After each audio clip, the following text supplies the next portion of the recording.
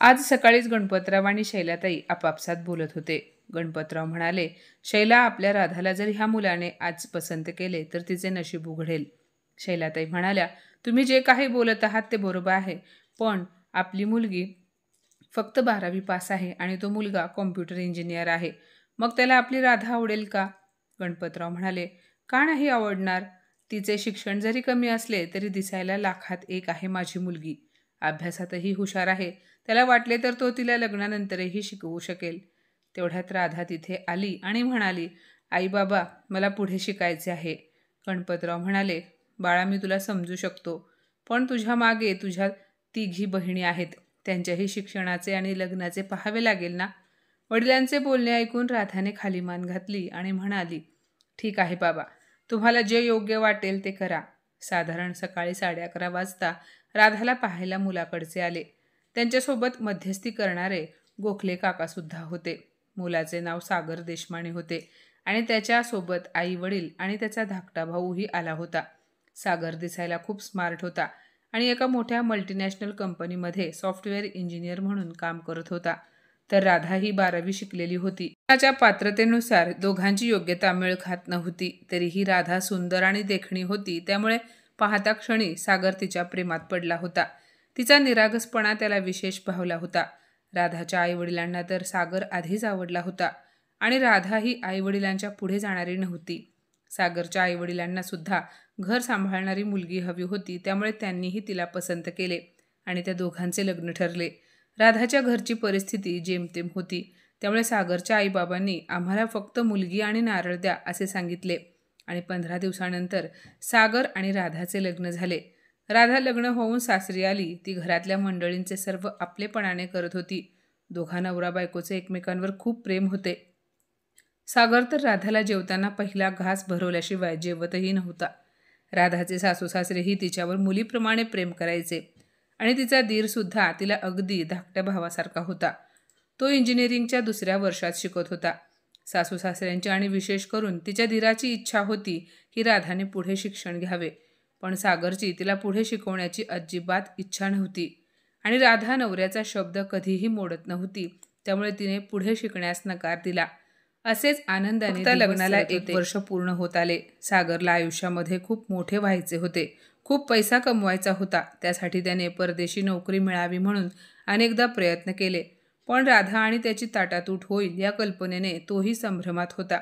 राधाच्या घरात येण्याने आईला कुठेतरी संसारातून आत्ताच उसंत मिळाली होती, त्यामुळे तिला पुन्हा ओढाताण करावी लागू नये म्हणून राधाला आईजवळ ठेवणे सागरला योग्य वाटत होते. सागरने घरी आल्यानंतर राधाला ही बातमी सांगितली. एकीकडे सागरचे इतक्या वर्षानंतर त्याने पाहिलेले स्वप्न पूर्ण होणार होते म्हणून तिला आनंद झाला होता, पण दुसरीकडे त्याच्या विरहाच्या नुसत्या कल्पनेने ती दुखावली होती. आपले प्रेम त्याच्या यशाच्या मार्गात कधीच अडचण ठरू नये असे तिला मनापासून वाटत होते. त्यामुळेच तिने सागरला अमेरिकेला जाण्यास परवानगी दिली. सागर अमेरिकेला गेल्यानंतर आपल्यापासून दुरावणार तर नाही ना, अशी अनामक भीती राधाच्या मनात होती, पण त्याहून जास्त तिचा त्याच्यावर पूर्ण विश्वास होता आणि तो विश्वासाचा एक धागा 7 समुद्रापारही दोघांना बांधून ठेवणार होता. तशी राधा चेष्टेने सागरला म्हणाली, तिथल्या गोऱ्या मुलींवर फिदा होऊन या गावाकडच्या राधाला तुम्ही विसरणार तर नाही ना? सागर म्हणाला, हे बघ राधा, तू म्हणालीस तर ना, तर मी तिकडे जाणार नाही, इथेच थांबतो. तसेही तुला सोडून जाण्यास माझेही मन तयार होत नाही आणि विशेष म्हणजे माझ्या राधाच्या मनाच्या सौंदर्यापुढे स्वर्गातल्या अप्सराही फिका पडतील. तिथे या विदेशातल्या मुलींची काय मजाल तुझी जागा घेण्याची? सागरच्या बोलण्याने राधाच्या मनातला विश्वास अजूनच दृढ झाला होता. सागरचा अमेरिकेला जाण्याचा दिवस जवळ आला होता. त्यासाठी काय देऊ आणि काय नको असे राधाला झाले होते. तिला त्याच्या तब्येतीची काळजी वाटत होती. तो तिथे काय खाईल, त्याला ते जेवण आवडेल की नाही याची तिला विशेष काळजी वाटत होती. त्यामुळे मागील 2 दिवसात तिने शक्य तेवढे सगळे सामान भरून ठेवले होते, पण त्यातील बरेच सामान सागरने अमेरिकेत नेता येणार नाही म्हणून घरीच काढून ठेवले होते. कदाचित त्यावेळी राधाला अमेरिकेने लावलेल्या नियमांचाही राग आला असावा. गुरुवारचा दिवस होता. राधा स्वामी समर्थांची मोठी भक्त होती. तिने सागरच्या सुखसमाधानासाठी प्रार्थना करून सकाळीच देवाला नैवेद्य दाखवला. ती म्हणाली, स्वामी, माझा नवऱ्याची रक्षण करा. त्यांना कसलाही त्रास होऊ देऊ नका, अशी कळकळीची विनंती राधाने स्वामींकडे केली. सागरचा पाय देखील घरातून निघत नव्हता, पण जावे तर लागणारच होते. सागर बॅगा घेऊन घराबाहेर निघाला तसे राधाचे डोळे पाण्याने भरले. भरल्या डोळ्यांनी तिला सागर शेवटचाही नीट डोळ्यात साठवून घेता आला नाही. शेवटी सागर अमेरिकेला गेला होता. तिकडे राधा त्याच्या आठवणीने व्याकुळ झाली होती. कोणत्याही कामात तिचे लक्ष लागत नव्हते. घरात म्हातारे सासू सासरे होते. त्यांचे पथ्य पाणी म्हणून ती वेळच्या वेळेस स्वयंपाक बनवायची, मात्र स्वतःच्या खाण्यापिण्याकडे तिचे जास्त लक्ष नव्हते. कारण उठता बसता तिला सागरची खूप आठवण येत होती. आरशासमोर उभे राहून शृंगार करणे तर तिने जणू सोडूनच दिले होते. ती एखाद्या वैरागिणीसारखी जीवन जगत होती. ती आठवड्याला एक तरी पत्र सागरला लिहायची. उत्तर म्हणून सागरही पत्र पाठवायचा. पत्रामुळे काही काळ का होईना प्रेमविरही हृदयाचा मिलाप होत होता. पण 5-6 महिन्यानंतर मात्र राधाच्या पत्राचे उत्तर 2-3 महिन्यांनी मिळू लागले. मोजक्या शब्दात आणि शब्दांनाही जणू वृक्षपणा आल्यासारखे उत्तर सागरकडून मिळत होते. सागरची तब्येत तर ठीक असेल ना? बहुतेक त्यांना ऑफिसच्या कामातून वेळ मिळत नसेल. मी काय घरी रिकामी बसून असते. त्यांची केवढी धावपळ उडत असेल. ते स्वतःची आबाळ तर करून घेत नसतील ना? अशा कितीतरी शंका कुशंकांनी तिचे मन हेलावून जात होते. स्वतःची समजूत घालून राधा सागरच्या बदललेल्या वागण्याचे उत्तर स्वतःच शोधत होती. काही दिवसानंतर सागरचे उत्तर मिळानासे झाले. राधाचा जीव वेडापिसा झाला होता. नेमके काय घडले असेल असा विचार तिच्या डोक्यात चालू होता. त्या काळी मोबाईल फोनची सुविधा नव्हती. पत्रव्यवहार हाच काय खुशाली जाणून घेण्याचा एकमात्र पर्याय होता. आता मात्र राधाला काही राहावेना ती खूप काळजीत होती. त्यामुळे तिने अमेरिकेला जाऊन सागरची खुशाली जाणून घेण्याचे ठरवले. राधाने सासू सासऱ्याकडे अमेरिकेला जाण्याचा हट्टच जणू धरला होता. त्यामुळे सासर आणि माहेर दोन्हीकडच्या मंडळींनी तिच्या हट्टापुढे हतबल होऊन तिला अमेरिकेला जाण्यास परवानगी दिली. पण ती अमेरिकेत जाणार ही बातमी कोणी सागरला सांगू नये अशी तिने घरातील सर्व मंडळींना विनंती केली होती. तिला सागरला सुखद आश्चर्याचा धक्का द्यायचा होता. राधा अमेरिकेच्या वारीची तयारी करण्यात गुंतली होती. तिच्या दिराचे इंजिनिअरिंगचे पेपर्स चालू होते, त्यामुळे तो तिच्यासोबत जाऊ शकणार नव्हता. त्यामुळे तिच्यासोबत राधाचा धाकटा मामा नागेश सोबत जाणार होता. तो शिकलेला होता. अमेरिकेला गेल्यावर आपल्याला अचानक समोर बघून नवऱ्याला नक्कीच आश्चर्याचा धक्का बसेल. तो तर मला पाहतच राहील. नक्की कसा वागेल? आजूबाजूचे भान विसरून तो मला आनंदाने मिठीच मारेल किंवा डोळे भरून पाहताना त्याच्या डोळ्यात नकळत आनंदाश्रू तरळून येतील. राधा अमेरिकेत गेल्यानंतर काय घडेल याच्या नुसत्या कल्पनेने शहारत होती. तिला सागरच्या मिलनाची ओढ लागली होती. कधी गावाची सीमाही न ओलांडणारी राधा आज नवऱ्यासाठी 7 समुद्रापार जाण्यास निघाली होती. सासर आणि माहेरची मंडळी तिला विमानतळावर सोडवण्यासाठी आले होते. एकटी कशी जाणार म्हणून लहान मामा तिच्याबरोबर अमेरिकेस जाण्यास निघाला होता. तिचा हा पहिलाच विमान प्रवास होता. विमानतळावरील भव्यता पाहून राधाचे डोळे दिपले होते. विमानाचा आवाढव्य आकार पाहून एवढी मोठी गोष्ट हवेत कशी उडू शकते याचे तिला आश्चर्य वाटत होते. त्या विमानतळाजवळ वावरणारी माणसे तिला मुंग्यांसारखी भासत होती. विमानाची वेळ झाली होती. राधा आणि मामा विमानाच्या दिशेने तर घरची मंडळी घराच्या दिशेने रवाना झाली. राधाचा पहिला विमान प्रवास असल्यामुळे विमानात बसल्यानंतर तिला थोडीशी भीती वाटत होती. विमानात बसताना काही सुंदर मुलींनी त्यांचे स्वागत केले होते. त्याच मुली आता विमानात प्रवाशांना काहीतरी सूचना देत होत्या. राधा त्या मुलींकडे कौतुकाने पाहत होती. त्यांच्या हुशारीने भारावून जात होती. तेवढ्यात राधाला विमान हळूच हवेत तरंगत असल्यासारखे जाणवले आणि तिच्या पोटात भीतीचा गोळा आला. तिने पटकन डोळे बंद करून देवाच्या नावाचा जप सुरू केला. विमान हवेत स्थिरावल्यानंतरच विमान थांबले की काय असे तिला वाटून तिने हळूच डोळे उघडले. तिने बंद काचेच्या खिडकीतून बाहेर पाहिले तर ढगांच्या दुनियेतून सैर करत असल्याचे तिला जाणवले. ज्या आभाळाकडे जमिनीवर उभे राहून तिने कितीदा आकाशाला निरखून पाहिले होते, आज ती त्या आकाशात पक्षाप्रमाणे झेप घेत विहार करत होती. म्हणून तिला स्वतःला पंख फुटल्यासारखे वाटत होते. तिचा हा कुतूहलाचा प्रवास कधी संपला हे तिच्याही लक्षात आले नाही आणि ती अमेरिकेच्या विमानतळावर पोहोचली. तिने आजवर सागरला अनेकदा या पत्त्यावर पत्र पाठवले होते. तो पत्ता तिने तोंडपाठ केला होता. विमानतळावर टॅक्सी उभ्या होत्या. तिला तोंडपाठ असणारा पत्ता राधाने पाठांतरासारखा टॅक्सी ड्रायव्हर समोर बोलून दाखवला. बाकी काही समजले नसले तरी तिने सांगितलेले ठिकाण त्या ड्रायव्हरला समजले होते. त्याने हातानेच टॅक्सीत बसण्याचा इशारा केला. मामा आणि राधा आपापल्या हातातील बॅगा घेऊन टॅक्सीत बसले. आता सागरची लवकरच भेट होणार या आनंदाने राधाला मनात आनंदाच्या उकळ्या फुटत होत्या. त्या टॅक्सी ड्रायव्हरने सांगितलेल्या पत्त्यावर त्यांना आणून सोडले. तिथे छोटेसे टुमदार घर होते, पण तिच्या हिशोबाने ते सागरचे घर होते, म्हणजे भाड्याने घेतलेले. पण दरवाजाला कुलूप लावले होते. सकाळचे 10 वाजले होते, ज्यावेळेस सागर ऑफिसला गेला होता. राधा येणार याची त्याला तीळ मात्र कल्पना नव्हती. त्यामुळे चावी नसल्यामुळे राधा आणि मामाला घराबाहेरच मुक्काम ठोकावा लागणार होता.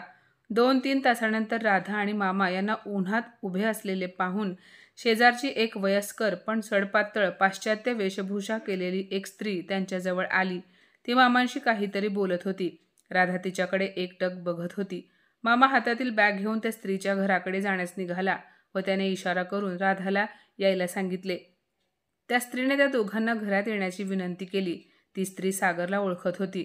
सागरच्या शेजारीण बाईने राधा आणि मामांना हॉलमध्ये बसवले आणि ती किचनमध्ये गेली आणि तिने त्या दोघांसाठी एका ट्रेमध्ये पाण्याचे ग्लास, चहाची किटली आणि स्नॅक्स घेऊन आली.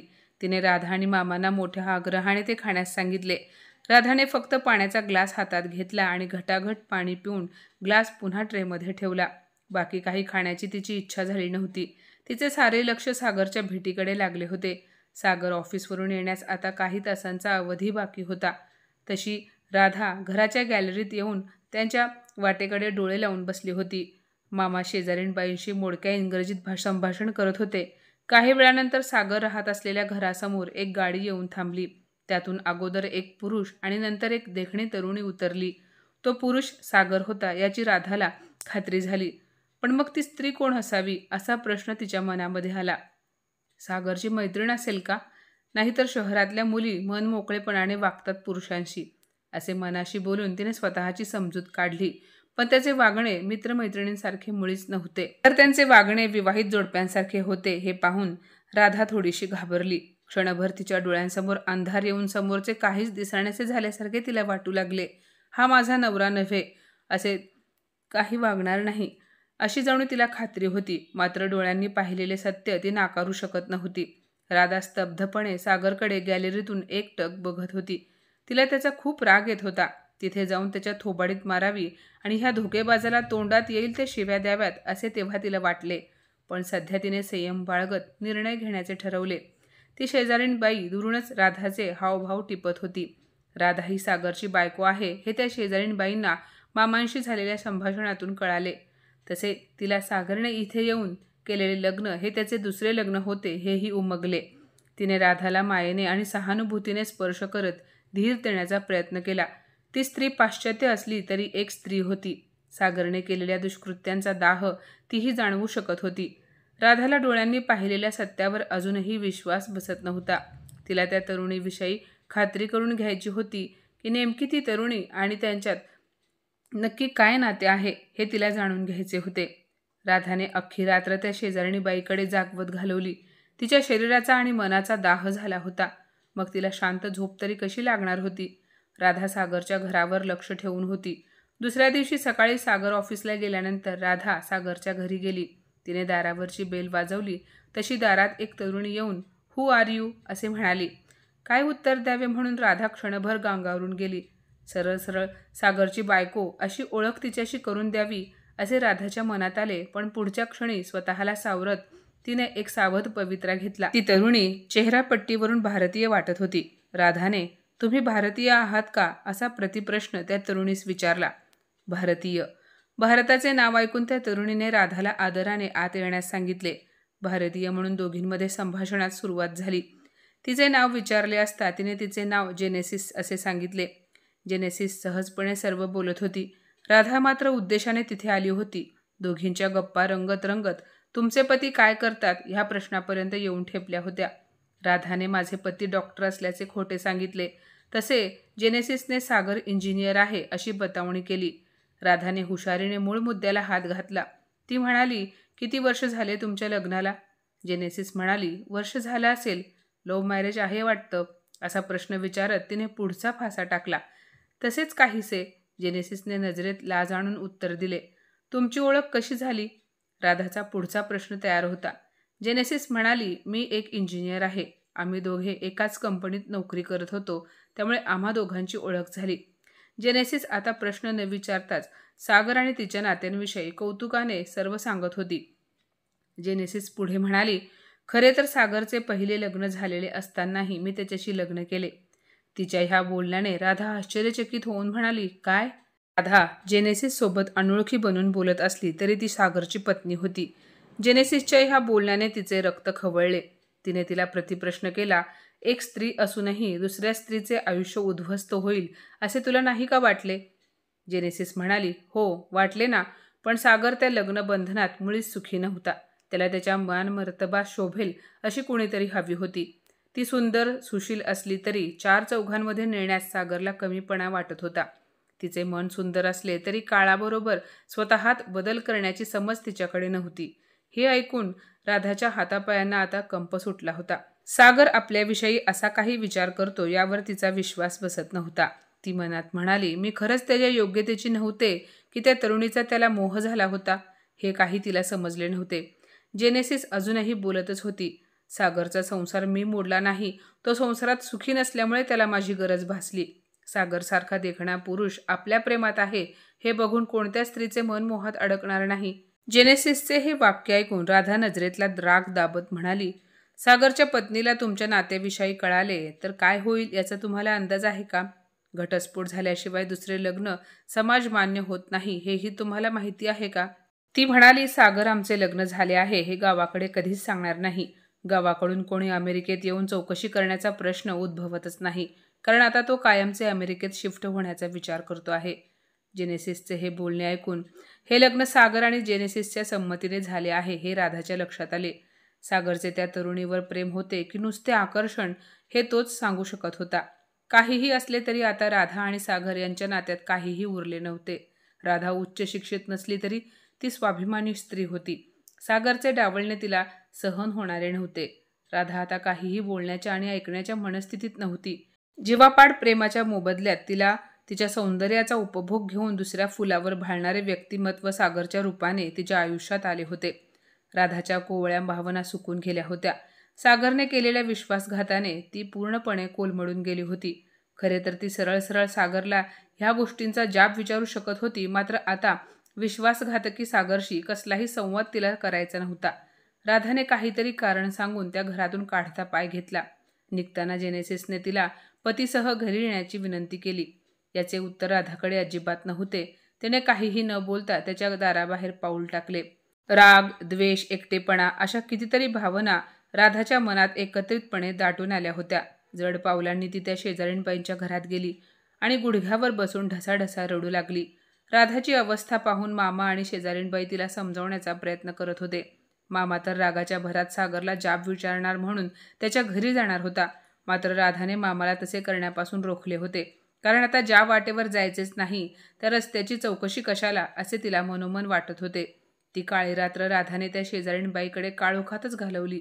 दिवस उजाडताच तिने एक पत्र, मंगळसूत्र आणि अंगठी सागरसाठी शेजारीणबाईंकडे ठेवली आणि ती परत भारतात जाण्यास निघाली. सागर ऑफिसवरून परत येताच शेजारीणबाईंने लगबग करून दाराबाहेर रस्त्यातच सागरला गाठले. जणू शेजारीणबाई त्याची वाट बघतच अंगणात बसल्या होत्या. त्यांनी राधाचे पत्र त्याच्याकडे दिले. त्यात नवीन लग्नाच्या शुभेच्छासह एक मंगळसूत्र आणि अंगठी होती, जी मोठ्या प्रेमाने त्याने कधीतरी राधाला भेट केली होती. मंगळसूत्र अंगठी पाहून सागरचा चेहरा काळवंडला. हे तर राधाचे मंगळसूत्र आहे. याचा अर्थ राधा इथे येऊन गेली, पण मला कसे कळले नाही? तिला सत्य कळले असेल. घरच्यांनी ती इकडे येणार असल्याची कल्पना मला कशी दिली नाही? अशा अनेक प्रश्नांनी त्याचे डोके भणाणून गेले होते. मंगळसूत्र आणि पत्र शेजारीणबाईकडे कसे आले? शहानिशा करण्यासाठी तो बाहेरच्या बाहेर त्या शेजारीणबाईंच्या घरी गेला. शेजारीणबाईने राधा आल्यापासून ते जाण्यापर्यंतची सर्व वस्तुस्थिती सागरला सांगितली. हे ऐकून सागरच्या पायाखालची जमीन सरकू लागली. तो मनात म्हणाला, केवळ आपल्यावरील प्रेमापोटी राधाने एवढे वेडे धाडस केले होते यावर त्याचा विश्वास बसत नव्हता. सागर हीन भावनेने त्रस्त झाला होता. तो दिखाऊ प्रवृत्तीच्या बळी पडून राधाचे निरागस खरे प्रेम गमावून बसला होता. खरे सुख डावलून तो सुखाचे नुसते भास अनुभवत होता याची त्याला जाणीव झाली. पण आता फार उशीर झाला होता. तो राधाचे मंगळसूत्र हातात घेऊन पश्चातापाचे अश्रू ढाळत होता. अल्लड निरागस राधा अमेरिकेत येताना डोळ्यात कितीतरी स्वप्न, सागरचे प्रेम, काळजी साठवून आली होती. पण परत जाताना मात्र तिच्या डोळ्यातले सर्व भाव जणू शून्यात जमा झाले होते. तिने मंगळसूत्र, अंगठी तसेच सुहासिनीच्या सर्व गोष्टी सागरला परत केल्या होत्या. मात्र कपाळावरचे कुंकू अजून तसेच होते. भावना शून्य झालेल्या राधाच्या मनात त्या कुंकवाचे स्थान केवळ शोभेचे कुंकू एवढेच होते. राधा अमेरिकेला जाताना किती उत्साहात होती, पण भारतात परतली तेव्हा ती खूप उदास चेहऱ्याने घरी परतली. तिच्या चेहऱ्यावरचा आनंद मावळला होता. ती घरी पोहोचली तेव्हा तिच्या सासरच्या मंडळींना खूप आश्चर्य वाटले, कारण 4च दिवसात ती परत आली होती. आल्याबरोबर ती अगदी शांत होती. तिच्या सासूने तिला विचारले, काय झाले राधा, तुझी आणि सागरची भेट झाली की नाही? तेव्हा ती काहीही न बोलता तिच्या खोलीत निघून गेली. तिच्या वागण्याचे घरातील सर्वांना आश्चर्य वाटत होते. तिच्या सासू सासऱ्यांना तिची काळजी वाटत होती, त्यामुळे ते दोघेही तिच्या खोलीत गेले आणि तिच्या सासऱ्यांनी पुन्हा तिला विचारले, काय झाले राधा, तुझी आणि सागरची भेट झाली की नाही?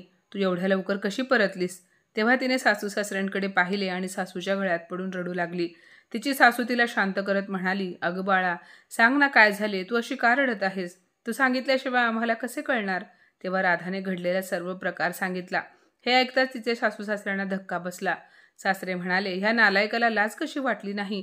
एक लग्न झाले असताना दुसरे लग्न करण्याची. थांब, मी त्याला याचा जाब विचारतो. तेव्हा राधाने त्यांना अडवले. ती म्हणाली, बाबा, मला त्या माणसासोबत यापुढे कोणतेही नाते ठेवायचे नाही, त्यामुळे तुम्ही त्यांना कसलाच जाब विचारू नका. हे ऐकताच तिचे सासू सासऱ्यांच्या डोळ्यात पाणी आले. ती म्हणाली, मी आता उद्याच हे घर सोडून कायमची निघून जाणार आहे. सासरे म्हणाले, राधा, प्लीज असे करू नकोस. तुझ्यासारख्या चांगल्या मुलीला त्याने फसवले, आमचीही फसवणूक केली. आम्हीही त्याला यापुढे मुलगा म्हणून स्वीकारणार नाही. तिच्या सासूने सुद्धा आपल्या पतीच्या बोलण्याचे समर्थन केले. ती म्हणाली, आम्हाला तू हवी आहेस राधा. मग तो नालायक मुलगा नसला तरी चालेल, कारण आता आमचा त्याच्याशी काहीही संबंध नाही. तिच्या दिराने हे सर्व बोलणे ऐकले आणि तो म्हणाला, दादाकडून अशी वागण्याची अपेक्षा नव्हती. तू त्याच्याच योग्यतेची नाहीस म्हणून त्याने तुला फसवले. पण आता मला असे वाटते की वहिनी, तू तुझे शिक्षण पूर्ण करावे आणि त्याला दाखवून द्यावेस की तूही काही कमी नाहीस. सासू म्हणाली, हो राधा, आमची ही इच्छा आहे की ती तुझे शिक्षण पूर्ण करावे. राधाने डोळे पुसले आणि तिने तिचे रखडलेले शिक्षण पूर्ण करण्याचे ठरवले. नियतीने दिलेले चटके राधाच्या मनाचा दाह करू पाहत होते, तरी सुद्धा भविष्याकडे वाटचाल करण्यासाठी प्रोत्साहन देत होते. खरे तर तिच्यासाठी सागरला इतक्या सहजपणे विसरणे शक्य नव्हते, कारण त्याने जरी तिचा विश्वासघात केला असला तरी सुद्धा तिने त्याच्यावर खरे प्रेम केले होते. पण राधाने त्याला विसरायचे ठरवले. तिने BA प्रथम वर्गात प्रवेश घेतला आणि त्यासोबतच ती रात्रंदिवस स्पर्धा परीक्षेची तयारी करू लागली. बघता बघता ती ग्रॅज्युएट झाली. त्यानंतर तिने स्पर्धा परीक्षा दिली आणि पहिल्याच प्रयत्नात ती MPSCची परीक्षा उत्तीर्ण होऊन कृषी अधिकारी झाली. तिच्या सासू सासऱ्यांना आणि दिराला तिचा खूप अभिमान वाटत होता. राधा सागरची पत्नी नसली तरी त्याच्या आईवडिलांची ती विशेष काळजी घेत होती. पण तिच्या सासू सासऱ्यांना तसेच आईवडिलांना तिच्या भविष्याची काळजी वाटत होती. तिने आता लग्नाचा विचार करायला हवा असे त्यांना मनोमन वाटत होते. पण राधाला आता लग्न करायचेच नव्हते. पण जेव्हा तिच्या सासऱ्याने तिला शपथ घातली तेव्हा ती लग्नासाठी तयारी झाली. त्याने तिचे लग्न त्यांच्या मित्राच्या मुलासोबत म्हणजे अभयसोबत लावून देण्याचे ठरवले.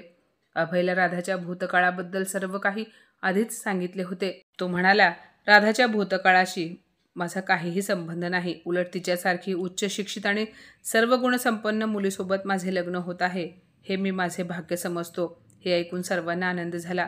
दोन्ही कुटुंबांनी मिळून अभय आणि राधाच्या लग्नाची तारीख काढली. हळूहळू लग्नाची तयारी सुरू झाली. पण काही दिवसांनी अचानक सागर घरी आला. त्याची अवस्था अतिशय दयनीय झाली होती. त्याला पाहताच त्याच्या वडिलांना त्याचा भयंकर राग आला. ते म्हणाले, आता कशासाठी आला आहेस तू? आता तुझा आणि आमचा काहीही संबंध नाही.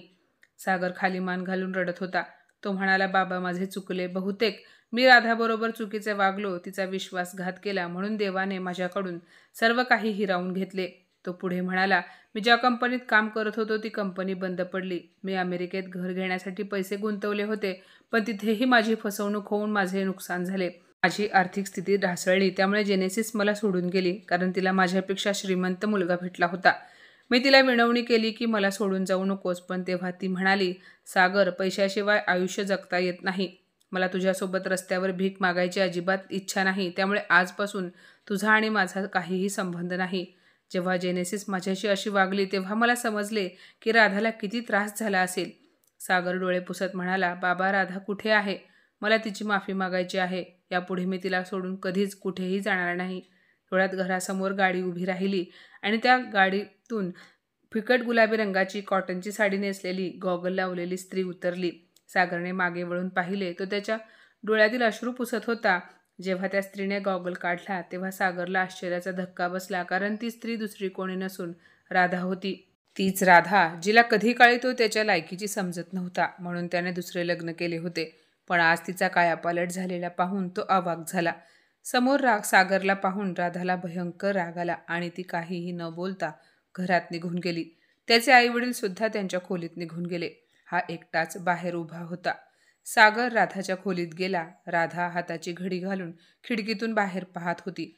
तो तिथे आला आणि म्हणाला, राधा कशी आहेस तू? ती काहीही बोलली नाही आणि तिथून जाऊ लागली. तेव्हा सागर म्हणाला, थांब राधा, मला तुझी माफी मागायची आहे. राधा म्हणाली, मी अनोळखी माणसांना बोलत नाही. सागर म्हणाला, मी अनोळखी? अगं तू तर माझ्यावर खूप प्रेम करत होतीस ना? राधा म्हणाली, करत होते, पण आता मला तुम्ही माझ्या डोळ्यासमोरही नको आहात. सागरने खाली मान घातली. ती म्हणाली, कुठे गेली ती तुमची बायको? का आली नाही ती तुमच्यासोबत? अरे हो, तुम्ही तर घरच्यांना तुमचे दुसरे लग्न झाले आहे हे सांगणारच नव्हता ना, मग ती कशी येईल? सागर म्हणाला, मला माफ कर राधा. हातात खरा हिरा असताना मी कोळसा शोधत होतो आणि जेव्हा मिळाला तेव्हा हात आणि तोंड दोन्हीही काळे झाले आहेत. त्याचे बोलणे ऐकून राधा हसली आणि म्हणाली, अरे चा, म्हणजे तुमच्या बायकोने तुम्हाला फसवले वाटतं आणि म्हणूनच तुम्ही इथे आला आहात, बरोबर ना? सागर म्हणाला, राधा मला फक्त एकदा संधी दे. यापुढे मी तुला कुठेही सोडून जाणार नाही. आपण पुन्हा एकदा नव्याने संसार करू. राधाने रागाने सागरकडे पाहिले. तेवढ्यात तिच्या मोबाईलवर अभयचा फोन आला. तिने पटकन फोन उचलला. पलीकडून अभय म्हणाला, हॅलो राधा, ऑफिसवरून आलीस का? आज आपले बाहेर जायचे ठरले होते, मग मी येऊ का तुला घ्यायला? राधा म्हणाली, हो, मी आत्ताच ऑफिसवरून आले आहे. तयार होते तोपर्यंत या तुम्ही. सागर हे सर्व ऐकत होता. त्याने विचारले, राधा तू नोकरी करतेस? राधा म्हणाली, हो, कारण मला स्वतःला नव्याने ओळख करून द्यायची होती. त्यासाठी मी माझे शिक्षण पूर्ण केले. MPSCची परीक्षा उत्तीर्ण झाले आणि आज कृषी अधिकारी या पदावर कार्यरत आहे. सागर हे सर्व आश्चर्यचकित होऊन ऐकत होता. एका खेडेगावातील मुलगी आज ह्या पदावर पोहोचली यावर त्याचा विश्वास बसत नव्हता. पण हे सर्व त्याच्या डोळ्यासमोर होते, त्यामुळे त्याला मान्य करावेच लागले. तेवढ्यात तिचे सासरे तिथे आले आणि म्हणाले, राधा, अगं बाळा, अभय आला आहे. तू त्याला बोलावले होतेस का?